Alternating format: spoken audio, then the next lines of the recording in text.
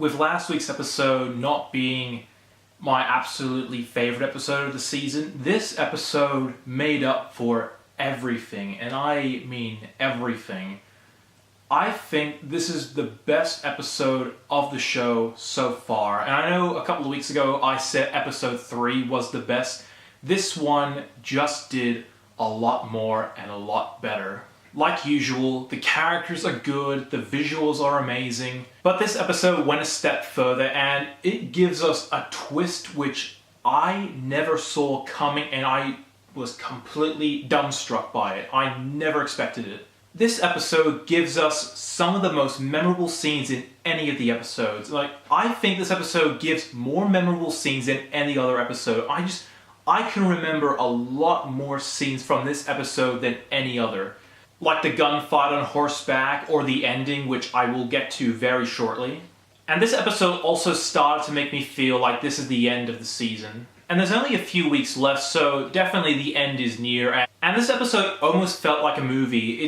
The way it was shot, the way the story was told, the way the characters were put in these situations, this felt like a film. And of all the episodes, none of them had a deeper meaning than this one did. This one gave a deeper meaning to a lot of the characters than any other episode did. And for the past few episodes, they've been building up this relationship between the human and the Dolores character, and this is the episode where we see them finally get together. And the way they built this love story, I have to give praise to the creators for telling this story across multiple episodes, and that this episode is the pinnacle of that relationship. And this is definitely foreshadowing to what's going to happen in the finale. But I think this episode just did a good job of continuing every character's story arc. And even though Ed Harris wasn't in this episode, I didn't mind it because every other character was done so well. And of course, Anthony Hopkins is the shining star of this series. And it's definitely in the final act of this episode that we get to see him at his most sinister. And now before I wrap up, I'm going to go into the ending. And without giving anything away, I never saw this coming. They never alluded to anything in the previous episodes, so when this happened, I was blown away and made me question everything I thought about that character. And the way this final scene was done was so well shot, so well written, so well delivered that I was in complete shock and disbelief the whole time. I don't want to give anything away. The ending to this episode is one of the best endings of any of the episodes, and probably one of the best scenes out of the entire series.